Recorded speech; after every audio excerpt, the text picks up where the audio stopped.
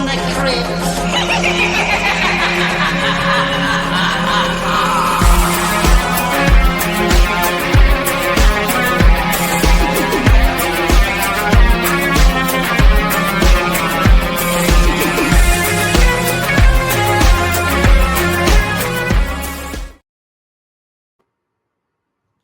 Hello, boils and ghouls. Welcome to a very special interview episode of Dads from the Crypt. My name is Jason, and joining me in the crypt is journalist, author, and co-creator of the Halloween Society, Ron Magid. Welcome, sir.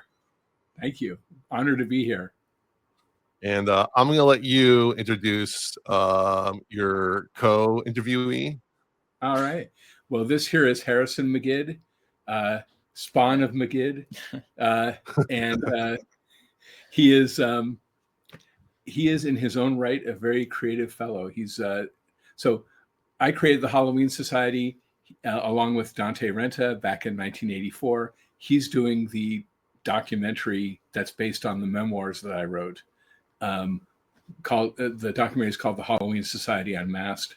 So he's going to direct and try to make sense of all this craziness. Meanwhile, he's also a very talented writer in his own right and filmmaker and so on. So I'll let him. He speaks better for himself than I can ever do. But that's a general introduction.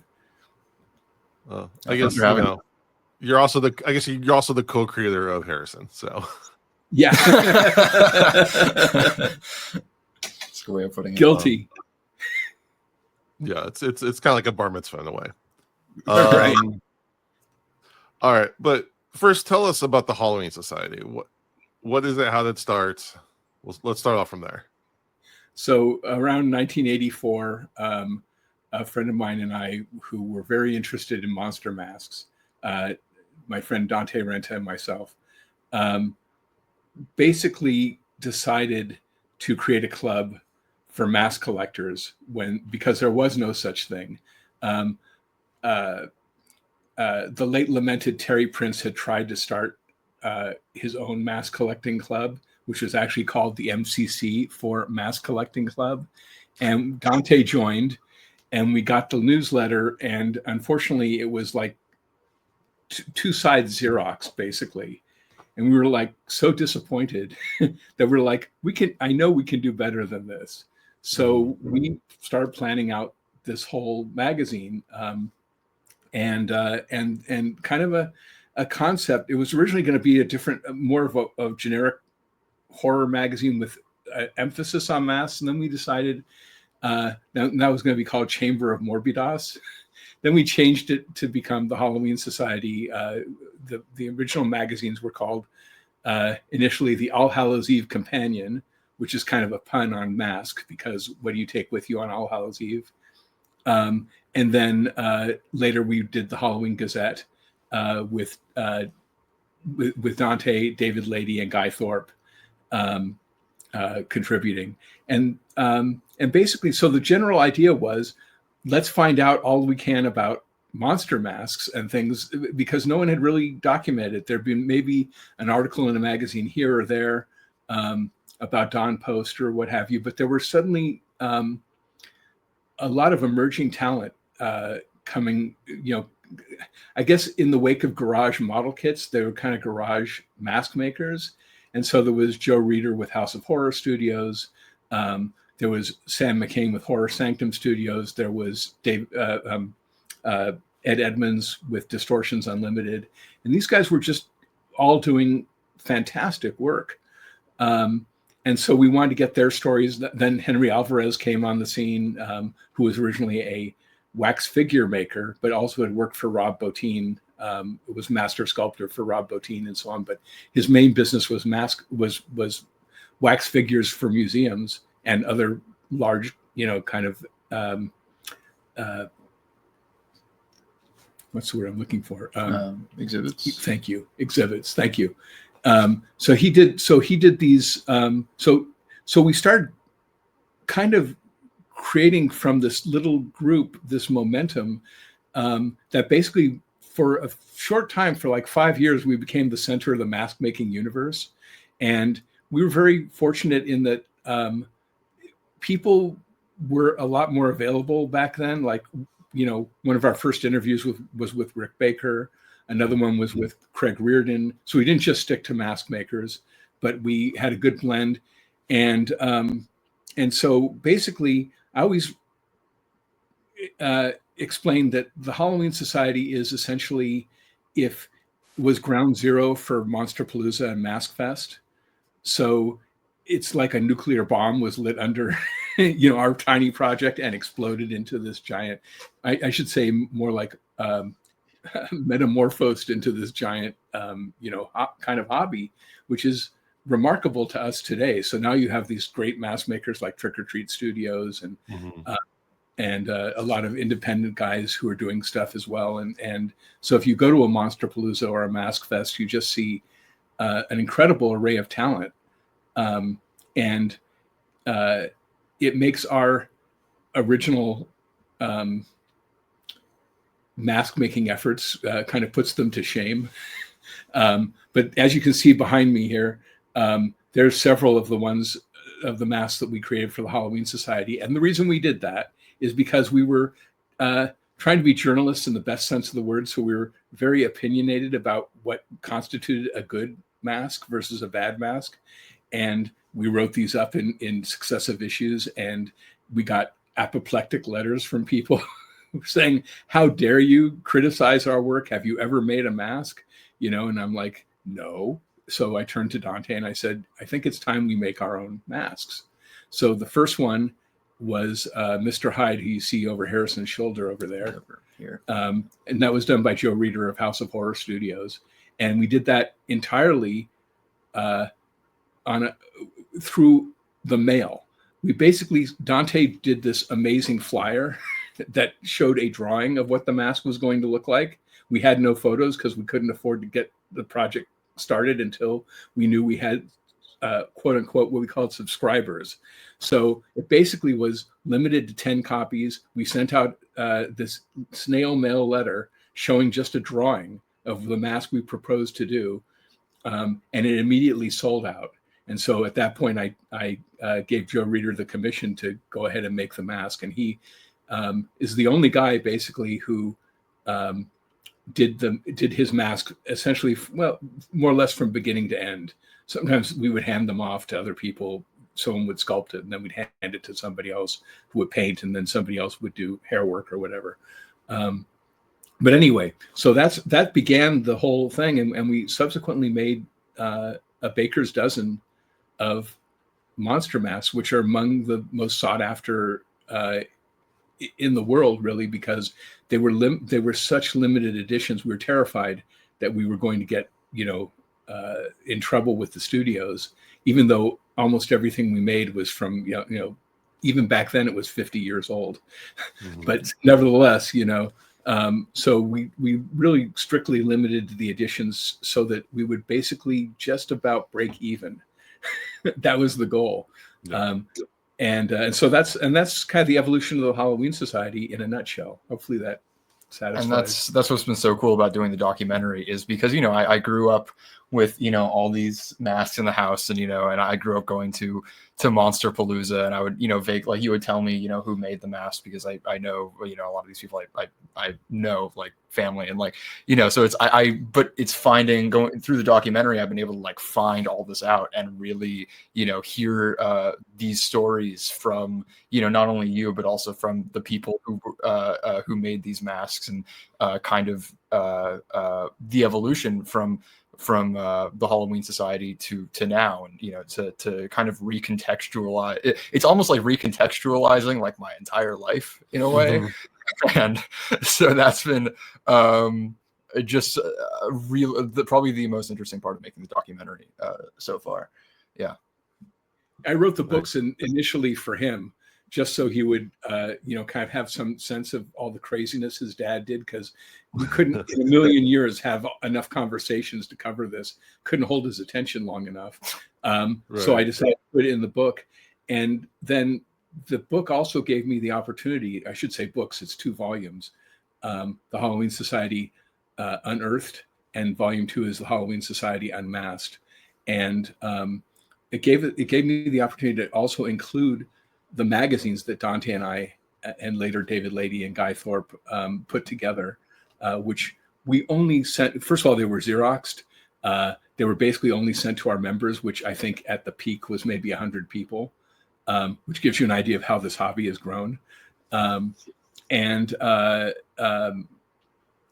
so these things are really hard to get a hold of. So I decided to reprint the entire run, along with a lot of the flyers and things that we sent out in between the announcements for the different masks that we were making, the progress reports for the masks we were doing, and so on. And so the memoir is constructed basically. It's one issue, all my memories associated with that, and then a little bit of free association going back to my or going forward to my journalistic career, where I got to interview people like George Lucas and Rick Baker and James Cameron and Steven Spielberg and so on. Basically, this magazine was the launching pad inadvertently to a career in journalism that lasted basically until the Two Towers came down. At which point, almost all my friends who were journalists, all of us became hobbyists, and we had to find something else to do, at least in our copious spare time, to make money. So it's really interesting change. I never thought I'd have a different career than being a journalist and occasionally a playwright and screenwriter. But everything changed, right around the millennium. All right, well, let's head back more towards the beginning. What sparked your passion for film? Probably, like everybody, Famous Monsters magazine, but maybe even before that, building the Aurora monster model kits I think that was my gateway drug to monsters, because I liked the kits, but I didn't know that much about the movies, because people forget that there was basically 5 channels on television, 3 majors and a few other subsidiaries and so on. And so you had to kind of wait to see these movies. There were some revival theaters in Los Angeles, but most of them tended to look down on horror and science fiction, just like the industry did at that time. So it was really tough to see a lot of these movies. So I started raiding the library and finding there were only a couple of books. There was like Douglas Drake's Horrors, or is it Drake Douglas? I can never remember. And he also did, and then there was Dennis Gifford's big pictorial history of horror films. Those are about it back in the day. Now, of course, there's 10,000 books on horror movies. But you really had to work hard to get this information. And so that's kind of what spawned this lifelong passion. And then sadly, because our local TV guide did not recognize when a horror film was a horror film or a science fiction film, it would basically say melodrama. So I started looking in my local guide, and I'd see anything that was a melodrama. And it kind of broadened my horizons, because I saw lots of movies that had nothing to do with horror, and realized I liked them as well. But it was also a very frustrating time, because you basically, sign on for one thing, and they weren't very particular about how they destroyed my life. For example, a friend of mine and I, once were waiting for a midnight show of You Only Live Twice, the James Bond film. Thought we were actually at opposite ends of the telephone, but we were going to watch it together. That was our version of a communal experience back then. And damn if it wasn't Fritz Lang's You Only Live Once. So we stayed up 2 a.m. to see You Only Live Twice, and ended up staying for You Only Live Once, which is a pretty good movie. But anyhow, why are they showing a James Bond movie at 2 a.m.? Yeah, that probably should have been our first clue that it wasn't going to be a James Bond movie. But back in those days, you could believe what you read in print, and you could believe what you're seeing. Believed it very gullibly, and that was, and so that was the beginning of wasted evenings, which eventually led me to all this craziness. Wow! And then you went to UCLA. I did. Yeah, For film studies or journalism, or both? neither. Actually, I went to UCLA as I had one of the more useless majors. I was an English major. But yeah. So that gets you really far. If you don't want to be a teacher, it's kind of a weird, it's kind of a weird gateway into anything. But fortunately, UCLA was starting a pilot program, which was like a sub. It was like a sub major called creative writing, and so I was able to take classes in playwriting and short story, poetry, so on, and so that was turned out to be a real boon. So I wrote a lot of my original early creative, kind of ideas and so on, so which ended up on stage eventually, and in print. Doing at UCLA, oddly enough. So it worked out, but I never ever used my degree. The only time anyone ever asked me if I had a degree from anywhere was when I went to work for George Lucas's ILM. Basically, I was writing up articles on different people who worked at ILM, profiles and so on for their website. And he's literally the only person who ever said, "What's your college degree? What level of education have you had?" So there you go. Well, speaking as a former psych major, I think yours has a little bit more to do with where you ended up. But I don't know, man. You can psychoanalyze me right now, and it's going to be a very strange story. Now, tell me about ILM. What year was this? What was going on? So, well, this was the ILM. Working for ILM was much later in my career. I started out writing for Forey Ackerman's Monsterland magazine, and that was an act of hubris because we were friends with Forey. Forey supported the Halloween Society. He bought a lot of our masks, and we'd spend almost every weekend at his place trying to clean up the mess that people left behind during the rest of the week.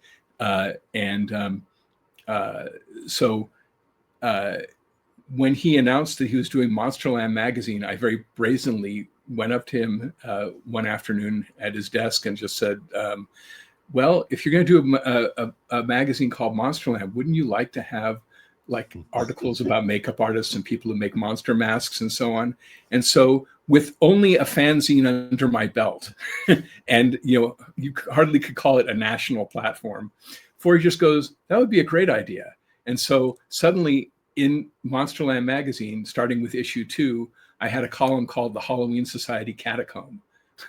And so I thought we were hitting the big time because suddenly everyone would know who the Halloween Society was, because we were in a national print magazine. Anyway, very shortly thereafter, I started working for American Cinematographer.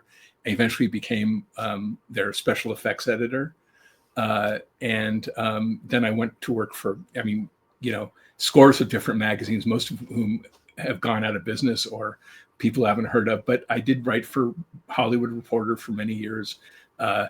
Eventually made it into the bigger time at Premiere Magazine, the late lamented, and at Popular Mechanics of all places, mostly writing about visual effects and makeup effects and practical effects, but with a good share of cinematography and directors' interviews under my belt as well.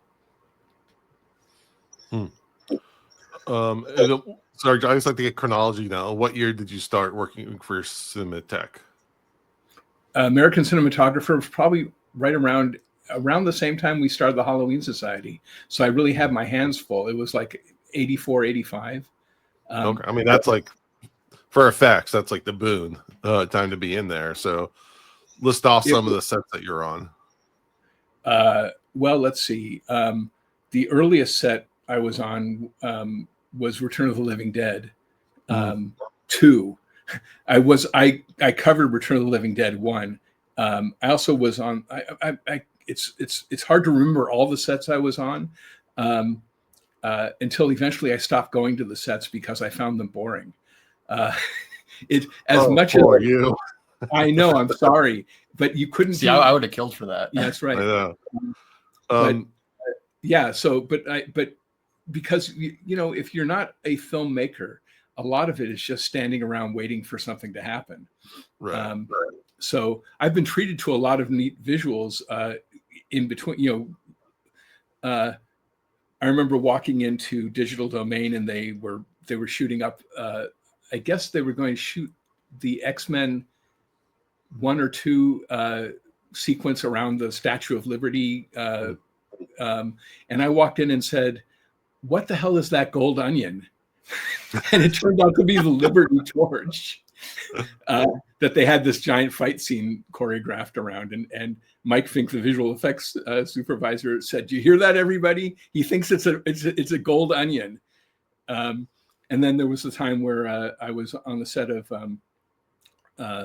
Village of the Damned, Village of the Damned with John Carpenter, and I got to see him.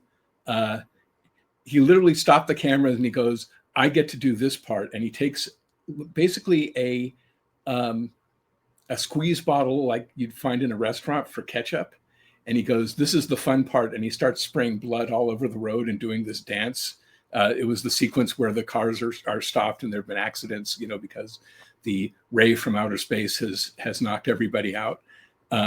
So that was really cool. I mean, and a lot of the experiences I had were just, seeing people on the miniature sets at ILM and places like that. I covered the making of like Golden Child and Wow. I mean, that was pretty early days, and also the George Lucas, Ron Howard sword and sandal kind of epic, whose name is escaping me right now, but basically, Willow. Yeah, it is Willow. No, thank you. Okay, yeah, Willow. Yeah, I was gonna say it was Willow, and so I walked into a room at ILM, and there was Phil Tippett, the great animator, leaning over this set of a castle, and he was animating this very weird 2-headed chicken thing. And he had stopped and he was just staring. And I go, "What's the problem, Phil?" And he goes, "I'm trying to imagine its motivation," which I always thought was just like a brilliant thing. And I've heard this from other animators since, where you really, just like an actor, you really need to get in the head of the character that you're creating. And in a movie like Willow, it was really particularly difficult. But he was, trying to figure out why this chicken thing would be attacking these knights on this bridge or whatever it was doing at the time. But, there's just a lot of insights that I've been able to glean from knowing these people for all these years. And I'm very blessed because guys like Richard Edlund, John Bruno, these kind of visual effects legends, Dennis Murin,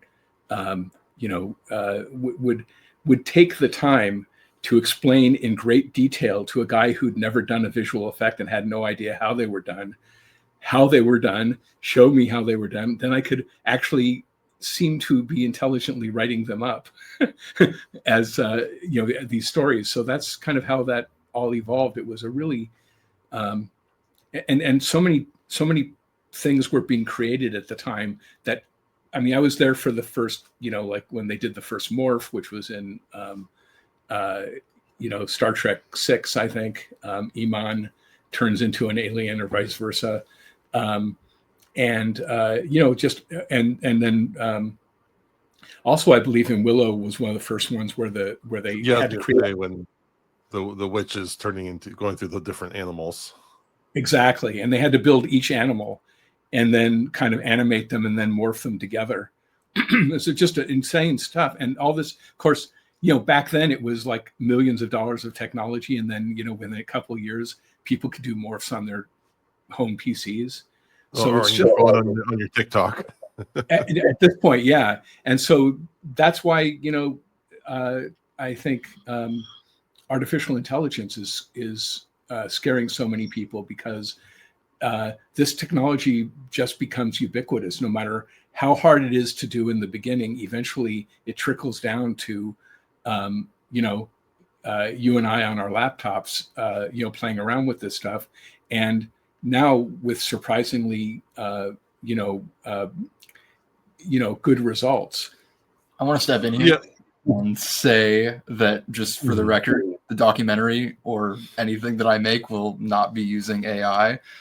Sure. Yes, maybe it is a mainstay in this industry. I don't know. I would hope not, or at least, just for utilizing it as a tool, not a creative,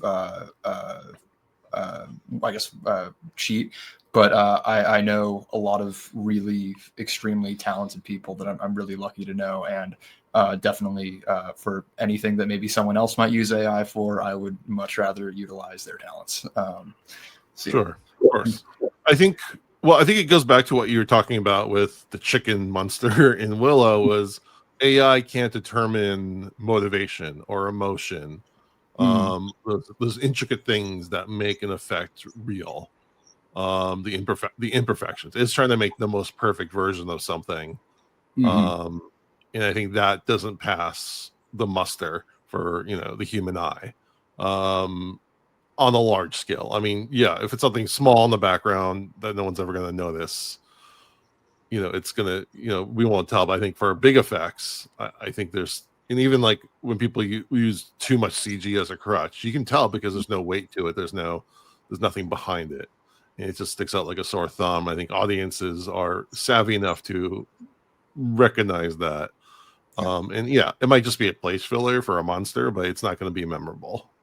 Yep. Where again, that the two-headed dragon in Willow, is something ingrained in my brain because I watched it when I was a kid so many times.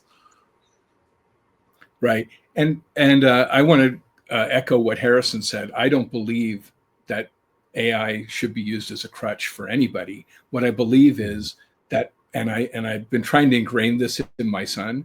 I feel that if you don't know how to use it, you're not going to be successful ultimately. You have to have that in your toolkit.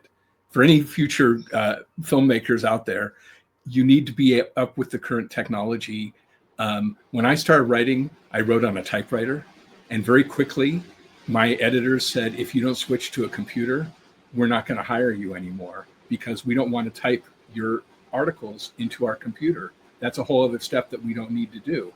So I feel I lived through that revolution, the computer revolution, and I feel very strongly that we're living through an AI revolution. And the trick is to treat it as a tool and not a crutch. I always heard people for decades would look at the things that ILM did or whatever, and they go, well, these are terrible movies, but they have these effects and people are going to see them because they have these effects. And the fact is, some of them were terrible movies, but a lot of them were really good movies that just happened to have effects used to expand the story. And so it's how you use that tool. It's like, just because every laser sounded like they did in Star Wars didn't mean you were watching Star Wars. Yeah, I mean, just to take it into a more real world, I work in healthcare IT, so specifically with medical records. So like when I first started there was the big transition from paper records, those, the thing with all the colors and stuff that they would put together, to computer systems. And a lot of doctors at the time decided to retire rather than learn how to use computers to do all the recording. That was the big revolution. And now there's a lot of things where note taking for medical charts is now becoming, at least like they do their first draft in AI based on conversations, and then the doctor has to go through and approve it, but saves them time so they can see more patients and keep costs down. So there's ways to use it that's beneficial, but for efficiency, but not for the sake of art. I think it's the big thing to point out there. You may I'm sure you know the great model maker Greg Jean. He built the mothership for Close Encounters, and he did 1941's, like the largest miniature ever constructed was for Hollywood Boulevard for 1941. He did all that stuff. He was an amazing model maker and prop maker and a dear friend. And he basically refused to learn how to do digital stuff. He just said, and so he kind of retired. And at the end of his life, he was basically making, he's working way below his pay grade, making styrofoam kind of models for directors to plan their shots. Fortunately, the directors he was working with were like Christopher Nolan. So and Nolan and other people who worked with at that time recognized his genius, even in spite of the fact that he wasn't really detailing and making photorealistic models anymore. But that's, I think that happened in a lot of the industries. There's a, so as technologies come in, people sometimes, the most talented people give up. And I'll never forget talking to, Dennis Muren, but this was echoed through a lot of different people on one of the Star Wars films, or it may have been, and he was the visual effects supervisor, and basically he said, he goes, I know what it was. It was Jurassic Park, where they really were pioneering, practical, realistic digital effects for the first time. And he said, I'm really afraid of the kids that are coming up now who see everything as something you can do in a computer. This is, it's incredibly prescient back, in 1980 to say this is where it's going, because the genius of Jurassic Park was that started out being stop motion. And then two crazy guys from ILM, Mark DePay and Spaz Williams, basically did this secret test where they animated T-Rex dinosaur bones in a cycle, and they showed it to Dennis Muren, and Muren went, holy crap, showed it to Spielberg. Spielberg said, Phil Tippett, I don't want you to do stop motion dinosaurs. We're going to do this. And so the whole production kind of changed in the middle. But the genius was there were also Stan Winston's dinosaurs, and yes. then you had Phil Tippett. ILM created this electronic device which they called the DID, which was the dinosaur input device, which they later used on Starship Troopers and so on, which allowed Tippett's animators to hand animate with a physical model. That basically just looked like a kind of like an armature. Like a skeleton. That would then translate the movement into the computer, and then so he was able to stay on, because I think I remember him saying at the end of Jurassic Park that he thought it was the end of stop motion animation, which obviously didn't happen. He proved that you could use stop motion animation and the digital, marrying, the best of both worlds, where you could use, the soul, the motivation that we're talking about in a physical sense being translated into a digital outcome. But eventually they got rid of the dinosaur input device. Well, yeah. And everybody did use the computer to do all that stuff, so that hands-on quality. But we still have like Andy Serkis, in performers in motion caps being the basis of performances. Right. And that's just become, incredibly sophisticated since, I think since basically Robert Zemeckis pioneered that on Polar Express. I love that movie. And so that's another set I was on, and I got to talk to Zemeckis a lot about what he was doing. Zemeckis has always been one of my he's not an unsung hero.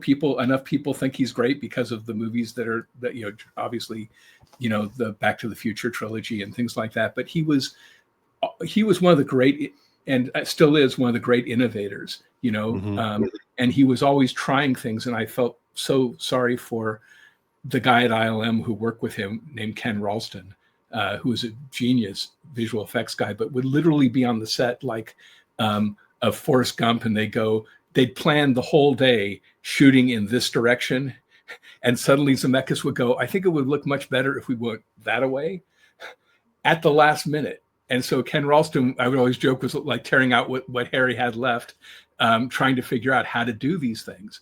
But in Polis, he had to figure out, to a great degree, the whole language of motion capture. So the sets were constructed of like speed rail, so that they had objects in place where physical barriers in place where the actors would move around or whatever. But even Zemeckis, who was way ahead of his time with this whole project, didn't understand the potential of what it meant. And I remember having a really interesting conversation with him where I was like going, so what do you think you can do with this technology? He goes, well, I can have an older actor, I can have the same actor play the same character at different ages. I go, we can already do that, and then he said, well, I could do this or that in real time or whatever. And he really racked it. This was, I'm distilling what was probably a 20-minute conversation down to seconds. But basically at the end, he goes, okay. And I wish he had done this. He goes, okay, I'm going to film Hamlet in front of a live audience. And he said, I'm going to translate that energy with people in mocap suits and so on into a physical film, and take the energy that the actors get from the people in the audience, and use, and film it multiple times so that you could take the best takes of everything and put that together. And I just thought, oh my God, that would be amazing. No one has yet to do that. I'm not sure Shakespeare would be the most accessible, but you can think of a lot of, there's a lot of performances that would be amazing if they were the basis for, some sort of dynamic CG movie that would incorporate all of the dynamic interplay between the actors and so on. That doesn't, because most of these things are done like kind of in a vacuum. You do have a couple of actors it's become more sophisticated now, but it was really hard at first to have different actors interacting at the same time because of occlusion issues, which is if, I was talking to Harrison and I happened to put my hand in front of his face, you wouldn't be able to see his face. More importantly, the motion capture cameras wouldn't be able to see his face. So it really limited how much you could do with the actors on set. So obviously, Andy Serkis has just taken that to a huge level. In fact, when he was playing Gollum, I advocated very early on and made a lot of people upset at the Academy of Motion Pictures that there should be a category for non-human actors, non-human actors, human actors playing non-human characters, because I thought his Gollum was just an amazing creature. So anyway, I'm going on, but that's kind of that's what really drove my interest in this field from the very beginning, when people were doing things very, very practically to about 15 years ago, when I kind of had to drop out of being a writer for magazines and so on, and pursue a different career. But I at least got to see the entire transition from practical to digital. And now it's interesting to see how the pendulum is swinging back.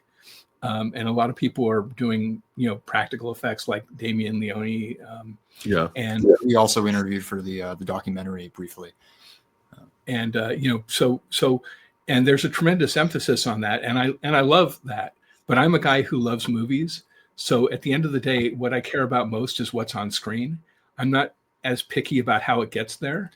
But as long as it fulfills the requisite of being, being not a distraction, but a tool of the storytelling. And we're kind of, the thing is, like, being a filmmaker and knowing how difficult and complicated certain things are to pull off. There's definitely times where I will see a movie, maybe it's a recent movie that's fairly low budget, or maybe it's a movie that was made a couple decades ago when the technology but I kind of will really let the how it was made influence my feeling about it, even if something doesn't entirely work.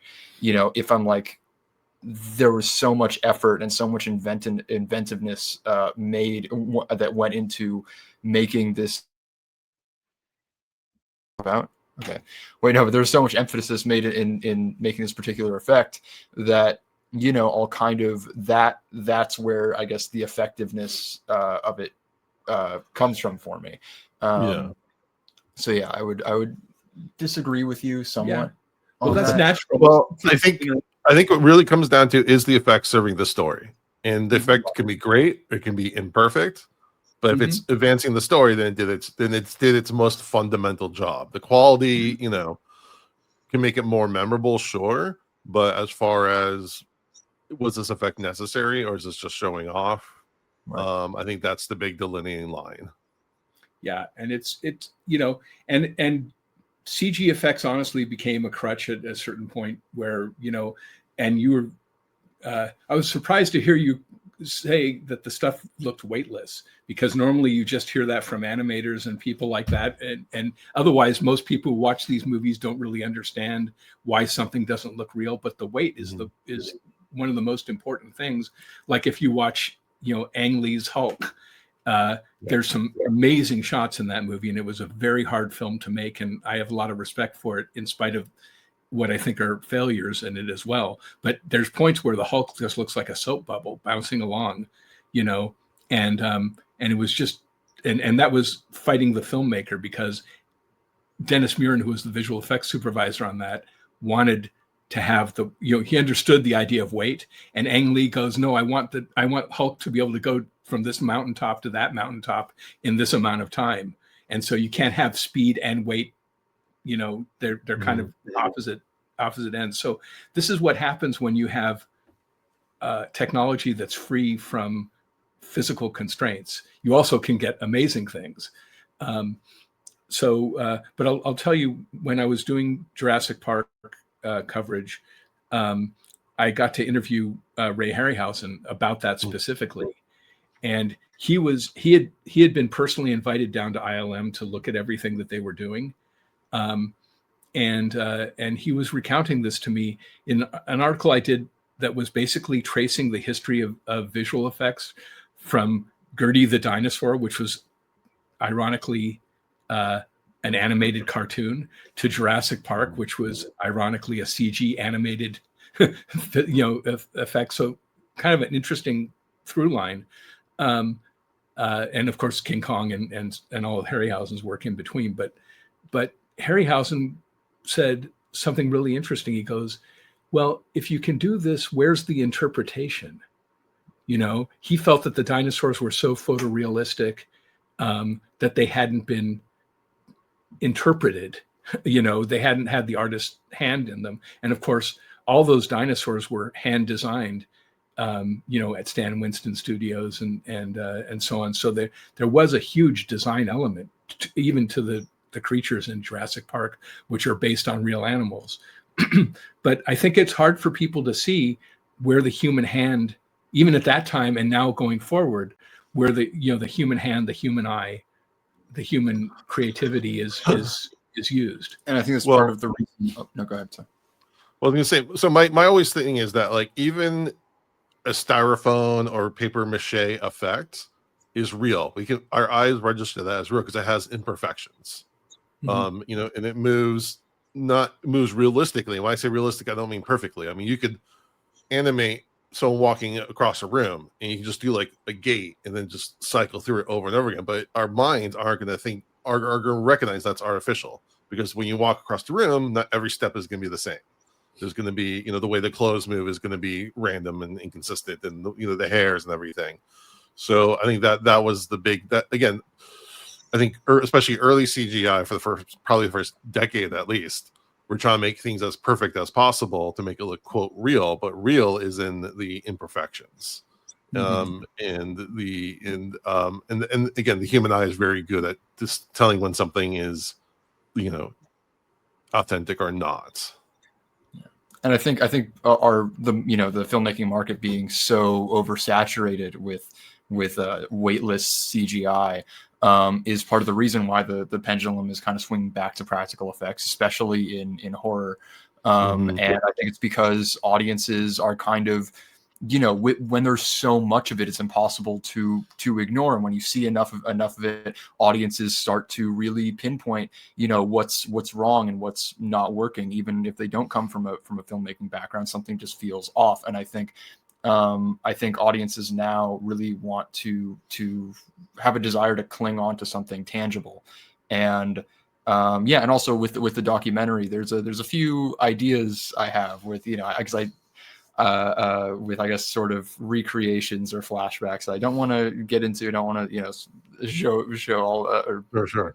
expression is with cards. It's escaping me, but yeah, I have a few ideas that I really want to lean into practical effects wise, and because also I think it also is a really good way of carrying on the legacy of the Halloween Society, because, you know, they were the pioneers of making these masks, and I think with something that feels, having elements of the film that feel handcrafted in a very similar way, similar but different, that also kind of carries on the spirit of it, is something that I really want to do, and I think is a really important part of it.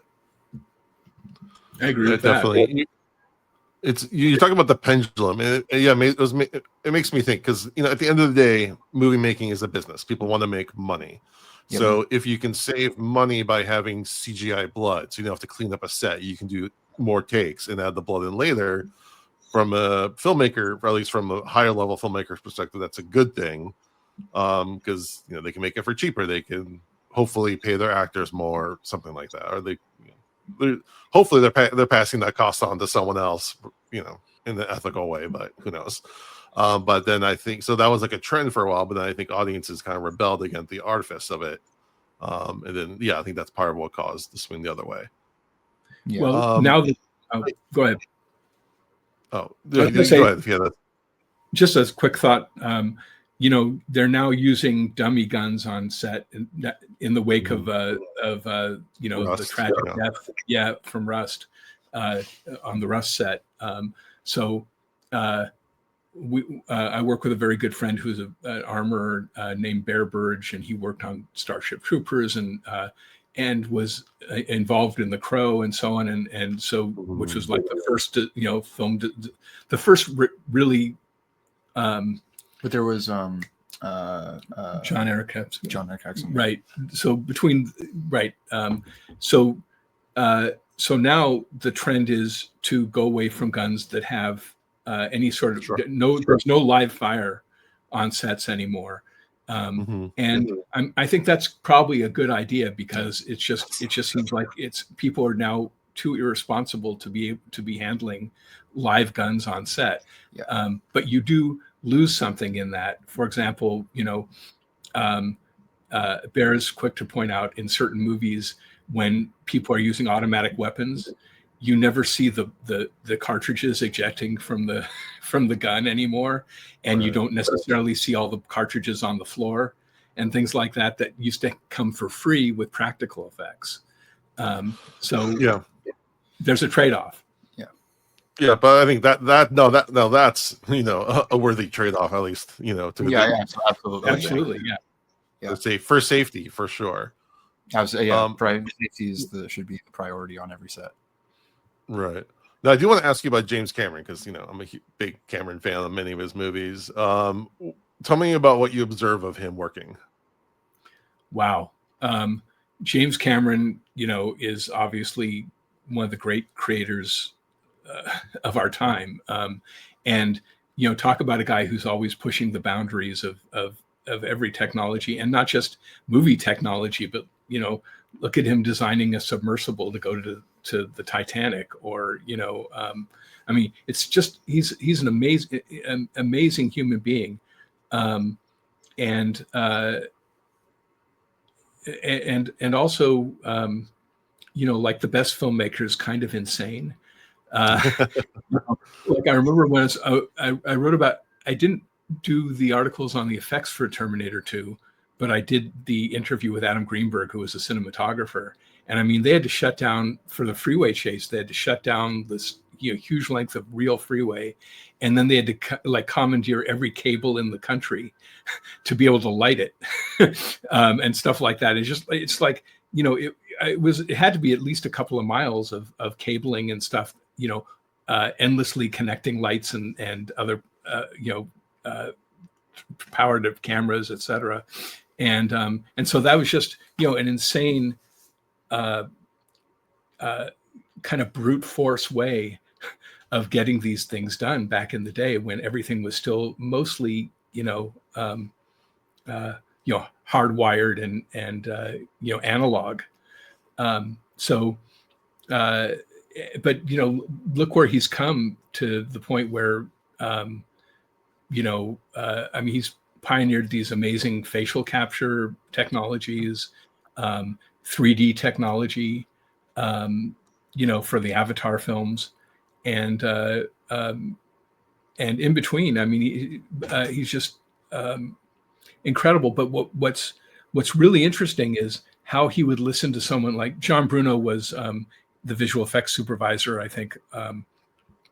One co-supervisor, maybe along with Dennis Muren on Terminator 2, but on True Lies, he was the guy at Digital Domain who was basically supervising. And Cameron was having a really hard time figuring out how they were going to get Arnold Schwarzenegger in an airplane for half the movie and have it, and not have it all be visual effects shots shot against green screen and so on. And Bruno came up with the idea that they were going to put a full-size Harrier jet with a full-sized Arnold Schwarzenegger, the real Arnold Schwarzenegger, on top of a skyscraper in, I think it may have been downtown LA. It might have been in Florida, because I know they shot a lot of that film in Florida. Yeah. Anyways, on top of a skyscraper against a blue sky. And that would be their effective blue screen if they needed the blue screen. And it saved, I don't know how many shots, but back in those days, Cameron was still worried about how much money he was going to spend on a movie. Now everybody gives him a blank check. But I think this was kind of in the wake of The Abyss and so on, where things hadn't necessarily gone exactly to plan. It was after Terminator 2, True Lies. Yeah. Because so this was before Terminator, but yeah, so. Yeah, but in any case, the point is, even if you have unlimited money, you still want to do things as inexpensively as possible, and also you want to get what you get with practical effects that you don't get with CG and digital and other kinds of effects. Is you don't get the things that you get for free. You don't get shadows. You don't get interactive lighting from the set. You don't get happy accidents. Yeah, and exactly. And so, but it's just a brilliant idea. And I remember literally like tearing up when I heard Bruno telling me this story of how this came about, because it was just so simple, and yet nobody thought of it. And that's what's constantly, I think that's what Dennis Muren's fear was, just to go back to that people would start looking at everything as a CG problem. And not like, how do we solve this in the real world and get the effect that we want for real? So that's the challenge going forward in the industry, I think, is who's going to, there's a lot of talented people who are throwing their weight behind AI. I mean, Spielberg's doing it. Cameron is. Well, Guillermo del Toro today at a screening of Frankenstein. Can I swear, or would you prefer I? Yeah, please. Oh yeah, well, Guillermo del Toro, I saw a clip today. He was at a screening of Frankenstein. He signed off. He was like, "Enjoy the movie, fuck AI." So, yeah, happy to hear that. And I just think I think I have to plug in the laptop. That's an edge. What's that? I have to plug in the laptop. It's like, oh, yeah, no. Nice going. Here we go. This is my tech guy. Yeah, that was the. We forgot to plug in the laptop. Anyway, yeah, and listen. I agree to the extent that it shouldn't replace human creativity, but I disagree to the extent that people aren't going to use it because, filmmakers and particularly producers aren't going to want to use this because of the enormous cost savings. So there has to be that's the balance that's going to be, that's going to have to be figured out. And I'm constantly reading about, they can replace crowds now. And if you replace a crowd, this is one of the things the Screen Actors Guild and the Screen Extras Guild is dealing with. If you replace a crowd with the digital people. You don't need costumers, you don't need makeup artists, you don't need second unit directors to wrangle the people and so on and so forth. There's a whole cascade of lost jobs from talented people who've spent their life working on this sort of thing. Yeah. And yet on producer's point of view, it's like, you mean I don't have to feed 2,000 people, I don't have to dress 2,000 people, and so on. I mean, yeah, to play devil's advocate, yeah, you're losing some jobs on one side, but you're gaining IT jobs on the other side, because the stuff just doesn't happen when you snap of fingers. And also, what's his name? Lord of the Rings, had digital crowds. Yep. Peter Jackson. So again, I'm just playing devil's advocate on that point, like you are, like, what's the balance and where's the line and everything, and that's just kind of what we're figuring out now. Because time is running short, I do want to talk about prop collecting, because that's been a hobby of mine as of late. So I just want to ask, like, what are your most prized props, like actual screen used? When I was a kid, I said, if I could have two things from any movie, I remember this vividly during our Halloween Society days. Dante Renta said, if you could have anything, what would you want? And I said, I'd like a helmet from 2001, A Space Odyssey, and I'd like Lugosi's Dracula cape. And I have both of those. So that's that's kind of and basically my passion was always trying to find. I mean, I started out as besides masks, I collected a lot of movie posters, but they were kind of stand-ins for the things that I really wanted, which were the tangible items from these movies, but you couldn't get them. And kind of amazingly, I found all the Universal horror costumes. Most of the ones that have been discovered were actually buried at Warner Brothers. And a business partner of mine and I did a deal with Warner Brothers because we acquired the Pacific Title archive. And most of the Pacific Title archive materials that existed, they were the ones who did the titles for all the movies and TV shows. They were most of what was left there that they hadn't destroyed or reused were Warner Brothers projects. So we got together with Leith Adams, who was the archivist at Warner Brothers, and basically said, we have all this stuff. What do you want to do? And so we spent a year literally going through Warner Brothers archives, looking for what they had. And at one point, I found on a rack Lugosi's costume from Murders in the Rue Morgue. And I said, do you have any more of these? And I go, what's it doing at Warner Brothers? And it turns out that in 1947, approximately, Warner Brothers acquired a costume house called United Costumes. And they were the ones, United Costumers were the ones who made all the costumes for the studios, in addition to Western costume, in addition to Eastern costume, in addition to some of the East Coast companies. They were the ones who were doing this. And when Warner Brothers acquired, but Universal didn't have its own in-house costume department. So they basically made the costumes for them. And when Warner Brothers acquired that company, they acquired boxes of these original costumes, which they stuck into what are called E-boxes, which are the size of coffins, basically. And so there was just a treasure trove of costumes that were made for Karloff, Lugosi, and then a lot of other actors that our audience probably wouldn't care about, but there was just a zillion. I mean, there were 8 of these boxes, and they were filled with hundreds of these costumes. And I really have to go in a couple minutes. Anyway, ironically, Warner's had no interest in them, and basically just said, you can have them. Because put some stuff and you can have them, because we have they're not our films. And so that's how I ended up with a lot of the costumes that I have, and so on. And I've continued to make masks to go with the costumes as we've put them on figures and so on.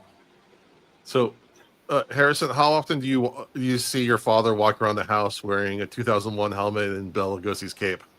Actually, it's mostly people who come over who wear that. It's always people who come over. They ask, and they're like, "Hey, can I put this on?" And can I? And I'm like, "You're like, yeah, sure." So yeah, actually, he doesn't really, kind of everything stays for him, and honestly for me, because I think it's just so normal for both of us. Like it's just kind of it's there, like it's just a part of our lives. It's not, it's kind of I guess it's weird. The novelty is kind of worn off, I guess, but like even though these are amazing things, it just feels normal. So I guess we don't usually like if it's something like there's something that you get that's really awesome and new. I'm like, oh my god, like this is crazy. But yeah, the stuff that's been here for a while, it's like, yeah, this is normal.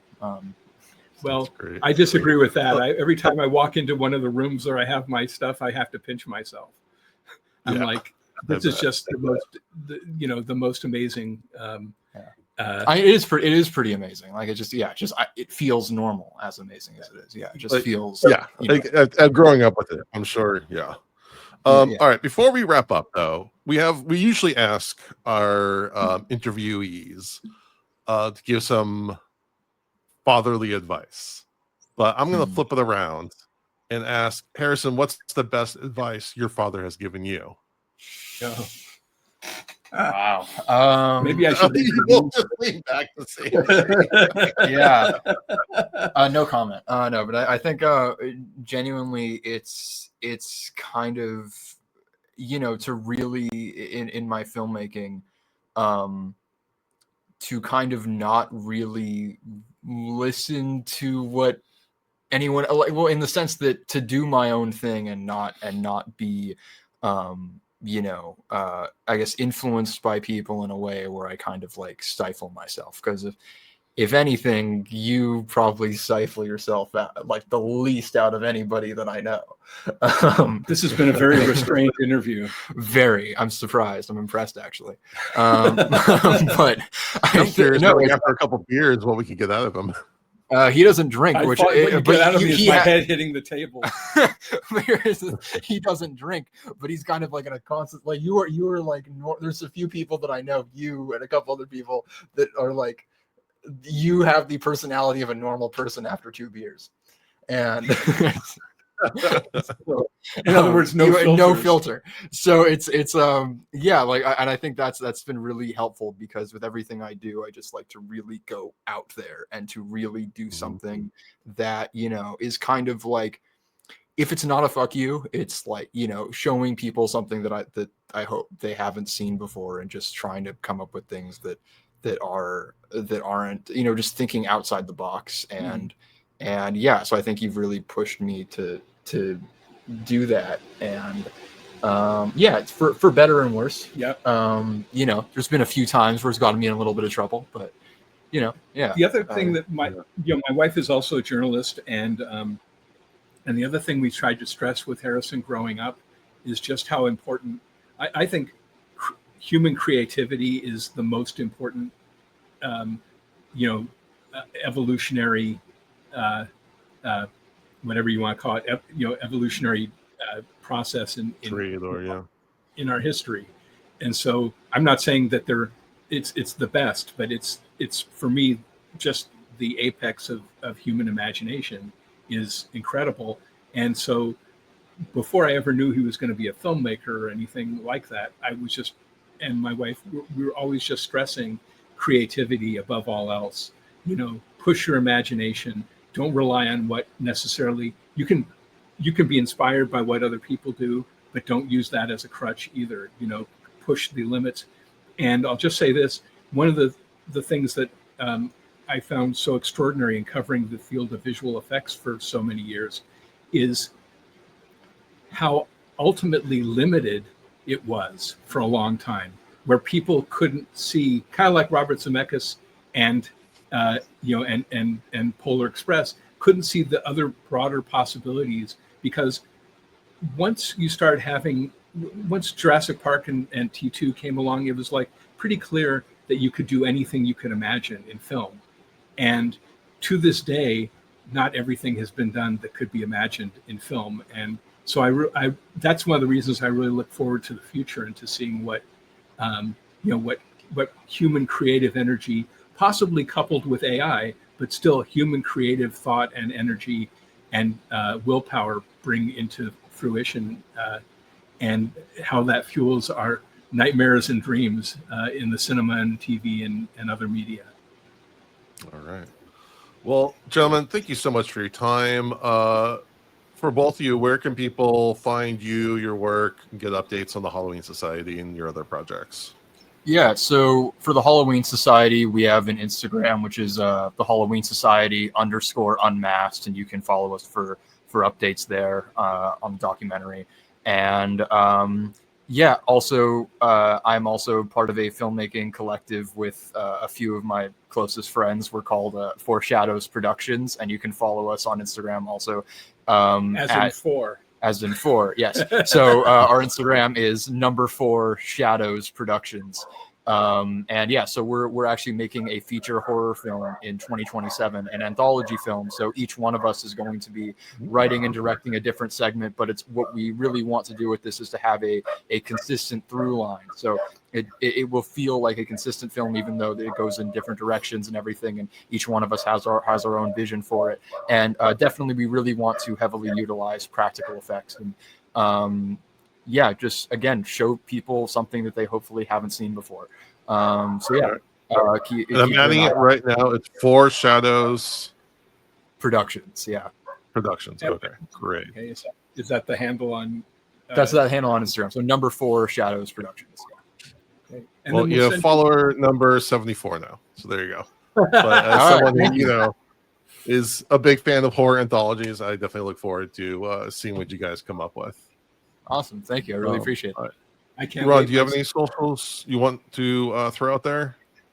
I was going to just send you a list of links and so on. Is that something you can post? Or he doesn't have to put it in the notes.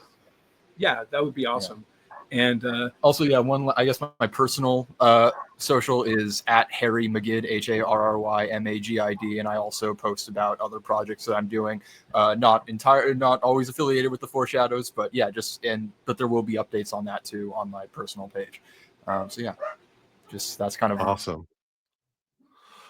All right. Well, I appreciate everyone for listening to this interview. I would really appreciate if everyone would give Dads from the Crypt a rating and review on iTunes, a rating on Spotify, like, subscribe on YouTube, and follow us at Dads from the Crypt Talk on TikTok.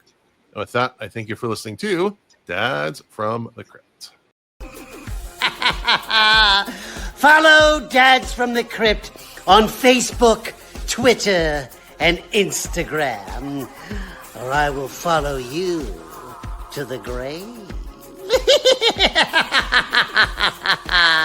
No, seriously, you really should watch.